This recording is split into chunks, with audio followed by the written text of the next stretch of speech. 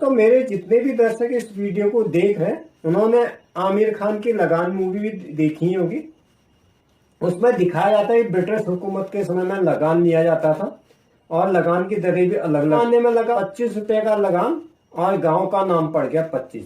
उस समय 25 रुपये भी काफी वैल्यू होती थी। 25 रुपये का सबसे ज्यादा लगान था हमारे उत्तराखंड में ही था और ये था अल्मोड़ा जिले में। गांव कस्बों की वसायत, इतिहास और नामकरण इसी प्रसंग पे आते हैं।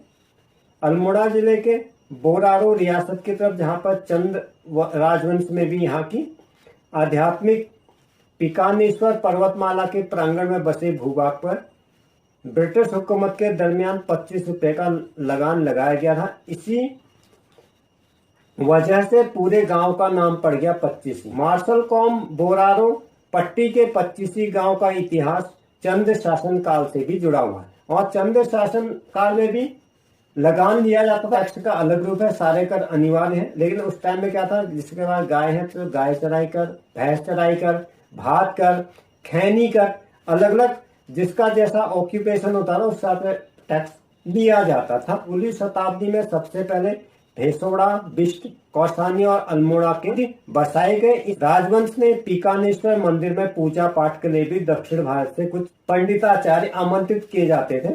समय बीतने पर ब्रितानी हुकूमत का आधिपत्य होने पर भेसोड़ा, बिष्टों के पास कौसानी से लेकर काटली तक का एक बड़ा भूभाग था। ब्रिटिश गवर्नमेंट ने इसी आधार पर इस बड़े भूभाग से सबसे ज्यादा लगान वसूल किया, जो कि 25 रुपया होता था। बाद में सोर घाटी, पिथौरागढ़ के बल्दिया समेत अल्मोड़ा जिले के विभिन्न क्षेत्रों के नेगी, महरा आदि 25 साल जातियों की वसायत हो जाती है। यहाँ पर यह मैं डिक्लेरेशन देना चाहता हूँ कि ये जो भी भाषा है ये राइटर के अपने विचार है। मेरा काम केवल उस ज्ञान को आगे बढ़ाना। किसी भी विवादास्पद प्रसंग के लिए चैनल, वेबसाइट, ऐप अथवा यूट्यूबर जिम्मेदार नहीं होगा। साथ में मैं इसके जो एविडेंस भी लगाते जा रहा हूँ, जिसकी भी ये स्टेटमेंट है, मीडिया रिपोर्ट्स है, चाहे बुक्स हो। स्वरूप बदल गया है। आज उतने ज्यादा टैक्स नहीं है कहना चाहिए, वैसे सभी के लिए अनिवार्य टैक्स। अगर आप 1 रुपया शैम्पू भी लेते सवेरे उठते ही, वो सबसे कम बात था, वो भी आप जीएसटी इंक्लूड होकर पे करते। इसी प्रकार रसोई गैस का सिलेंडर, काफी सारी चीजें आज हम कंज्यूम करें। उस टाइम में क्या होता था, हम कंज्यूम कुछ भी नहीं करते थे, हम केवल पैसा कमाते थे। जैसे गाय का दूध बेचा किसी ने, भैंस को। इसके अलावा काफी सारे श्रमिक वर्ग होता था, यहाँ पर तांबा भी निकलता था, लोहा भी निकलता था, पुरानी सारी, उनसे खान कर लिया जाता था। अलग अलग भाषा में अलग अलग शब्द होते थे। यहाँ पर जो है गुफा तो शब्द इस्तेमाल में नहीं होता, इसके लिए होता है उडियार। उडियार का मतलब पत्थर के अंदर से एक रास्ता, जो कि आदमी अथवा किसी भी जंगली प्रजाति को आश्रय प्रदान करता है, उसके लिए उडियार शब्द का इस्तेमाल किया था। इसके अलावा पत्थर के नीचे का जो रास्ता होता है, जलाश्रम ब्लॉक पे डॉनडॉग गांव में धूली कोट से पुरातत्वविदों ने एक महत्वपूर्ण खोज की। जिला मुख्यालय से लगभग 22 किलोमीटर दूर स्थित पहाड़ी के टापू में मैं उन्हें 12 मीटर की परिधि में फैला हुआ एक प्रागैतिहासिक शैलाश्रम, 1.5 किलोमीटर दूर कड़की उडियार में भी एक गुफा मिली, जिस ताम्र पाषाण युग लगभग कहना चाहिए बिफोर क्राइस्ट 4000 से 2000 बिफोर क्राइस्ट के अल्मोड़ा के लखू उडियार के साथ पोटीशाल, कासार देवी, फलसीना, फाटक, खानोला,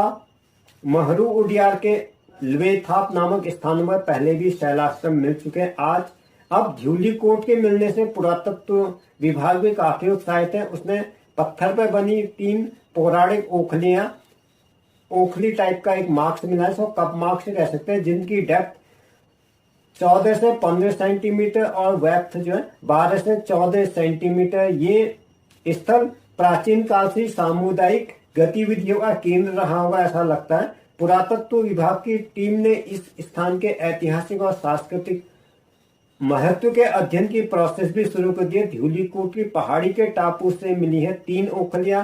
ये शैलाश्रम एक ऊंचे टापू पर स्थित, जहां से मेन, अल्मोड़ा, मुखिया और रोंडाल जैसे शब्द स्पष्ट दिखाई दे। ऐसा माना जाता है कि अतीत में धूलीकोट से 1.5 किलोमीटर दूर की उडियार में 10 मीटर ऊंची गुफा है, जिसकी लंबाई 4 और चौड़ाई 3 मीटर है। छतनुमा पत्थर 10 मीटर की हाइट का, जिसमें कि मेहरा और परामर्शदाता होते थे।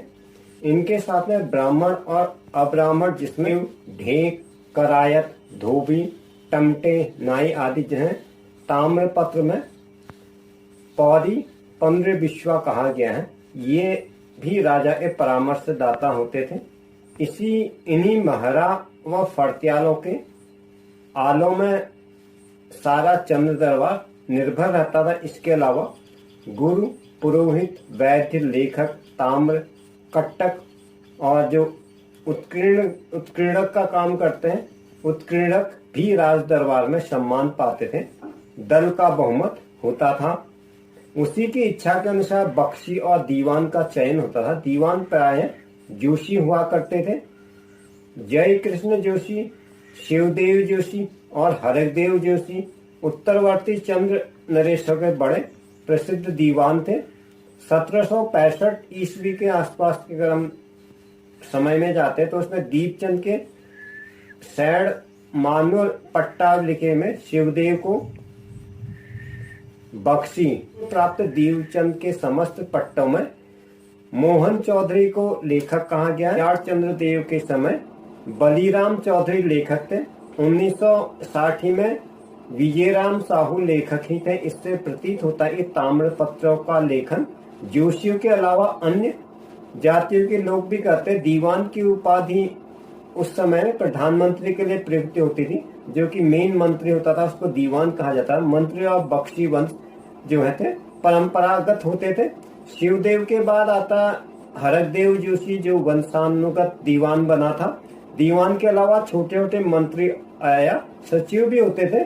इनकी संख्या अधिकतर 10 होती थी। इन्हें भी भूमि दे दी जाती थी।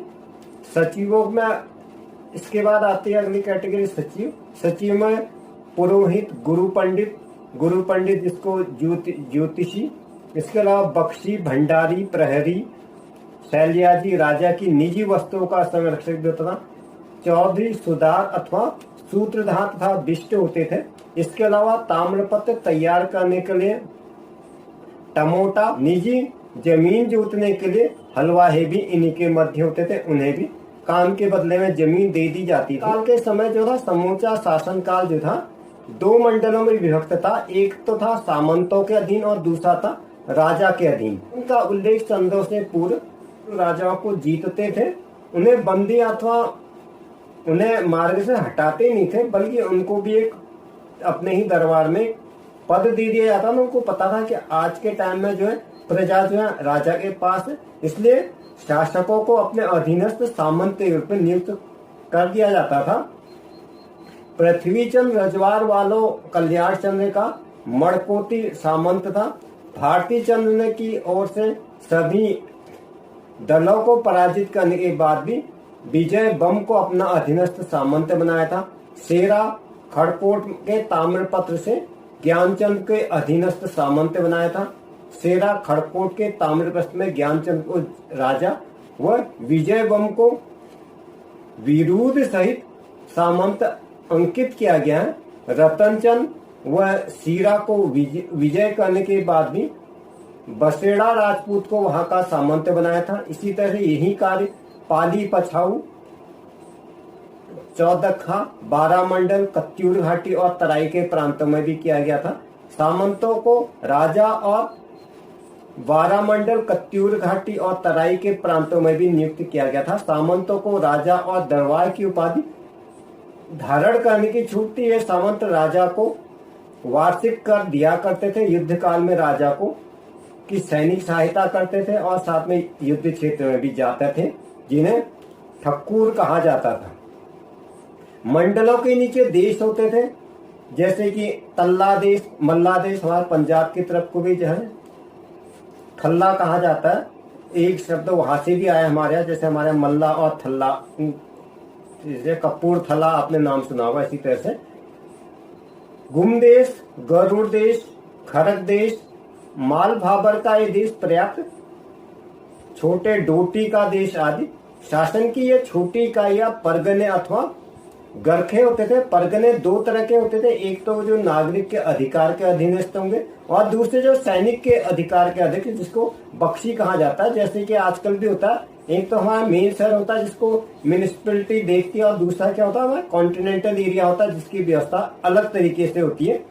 तो उसी तरह से किसी भी शहर का निर्धारण दो तरीके से होता है, एक तो नागरिक परगने हो गया, दूसरा जो सैनिक छावनी कह सकते हैं हम। जगत चंद के बर्ख ताम्र पत्र में भी बनगी का परगा उल्लेख मिलता है। चंदों के समय कुछ अन्य भी परगने आते हैं, जिसमें कि नंबर 1 में आता है काली कुमाऊं, दूसरे में आता ध्यानोरो, तीसरे में आता चभेसी, चौथे में आता शोर, पांचवे में आता शीरा, छठे में आता फलदाकोट, फिर उसके बाद आता 7 में धनियाकोट, 8वें में आता छखाता, 9वें में आता कोटली, 10वें में आता कोटा भाबर, 11वें में आता दानपुर, 12वें में आता दरभा जोहार, इसके बाद आता पाली पछाऊ, फिर आता 14वें में कत्यूर, फिर आता चौघर्रा। इसके अलावा तराई भाबर में भी प्रशासन मंडल कई हिस्सों में बटा हुआ था, जैसे में शीरा का सीकादार, शत्रुभाल भंडारी और कुमाऊं परगने का तीरदार शिवदेव बिष्ट था। और ये जैसे आजकल होते हैं कि हमारे कुमाऊं मंडल का इसमें होता है, वैसी हर एरिया का अपना इन्होंने शीरा मंडल रखा था। बारगी का परगना माल भाबर में स्थित था, जिसे कि लक्ष्मण चंद के मूनाकोट ताम्र पत्र में माल बाक्सी का परगना कहा जाता है। मुगलों के शासन में भी बख्शी सैनिक अफसर होते थे, जो कि शीर्ष अधीनस्थ अधिकारियों और कर्मचारियों का वेतन चुकाते थे। अतः चंदों के समय में भी अधिक सैनिक अफसर होते थे, जो बख्शी की नियुक्ति अपने माल के परगने में की जाती थी। ये काफी लंबा टॉपिक है, अभी मैं इसको अगले एपिसोड में क्रिएट करूंगा। उम्मीद करता हूँ आज के इस वीडियो से आपको कुछ नवीन जानकारी जरूर मिली होगी। अगर आपने चैनल पर पहली बार विजिट किया है तो चैनल को सब्सक्राइब करें, वीडियो को लाइक करें, साथ ही इस वीडियो का लिंक अपने मित्रों के साथ सके। If you are with me the first time you are requested please subscribe to my. ठीक यही वीडियो आपको मेरे फेसबुक पेज पर मिल जाएगा। Thanks for stay talent. Video में अंत तक बने रहने के लिए आप सभी का धन्यवाद। मिलते हैं अगले एपिसोड में, तब तक के लिए goodbye and have a nice day. जय हिंद।